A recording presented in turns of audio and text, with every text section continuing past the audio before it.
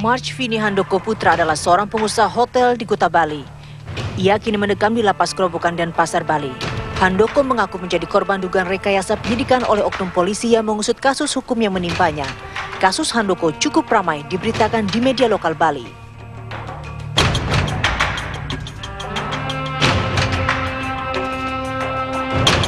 Handoko adalah pengembang dan pemilik lebih dari 80 kondotel di Bali Kota Resort, sebuah hotel bintang 4 yang berdiri megah di Jalan Majapahit, Kuta Bali. Sedangkan lebih dari 100 kondotel lainnya dimiliki oleh sejumlah orang yang sebelumnya membeli kepada Handoko sebagai pihak pengembang. Di tengah perjalanan, PT DAB milik Handoko dipilotkan oleh Pengadilan Niaga Surabaya, Jawa Timur. Pihak Handoko mengklaim putusan pilot tidak adil karena selama ini kondisi finansial dan operasional PT DAB tak pernah bermasalah.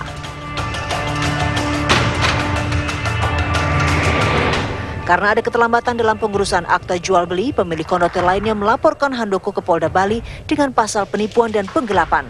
Mereka menganggap Handoko tak kunjung menyerahkan AJB. Padahal keterlambatan penertiban AJB diakibatkan faktor teknis dari notaris dan metode pembayaran pajak. Handoko pun merasa dirugikan. Ia menilai ada rekayasa penyidikan yang dilakukan oleh sejumlah oknum polisi.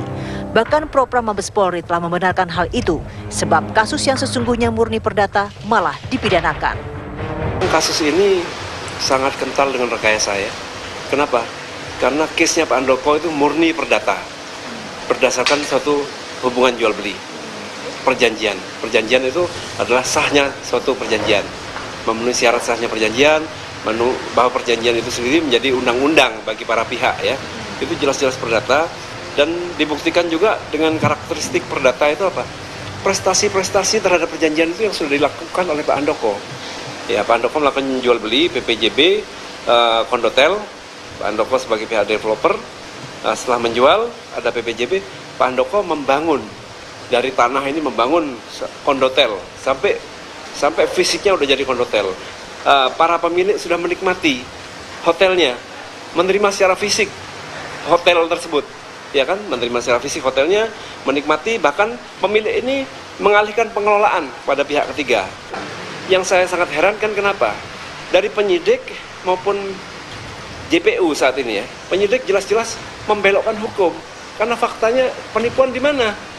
Pak Handoko sudah melakukan prestasinya, yang saya bisa urut prestasi yang dilakukan Pak Handoko, kok itu seolah-olah buta gitu loh.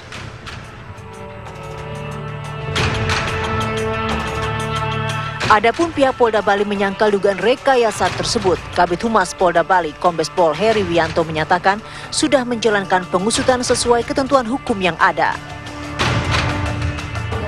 Untuk sementara waktu memang dari Kabid Propam tadi menyampaikan bahwa tidak ada rekayasa.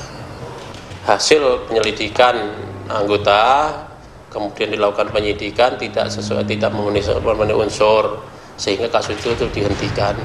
Nah, itulah yang mungkin menjadi bahan untuk dari Pak Handoko bahwa ini kasus rekayasa, tetapi ini masih kita telusuri nanti dari Propam lah. Kini Handoko yang berada di Lapas Kerobokan Denpasar tengah memperjuangkan keadilannya. Selasa siang, Handoko akan menjalani sidang perdana di Pengadilan Negeri Denpasar. Dari Kuta dan Denpasar, Bali, Safatus Suryo, Trinugroho, TV One mengabarkan.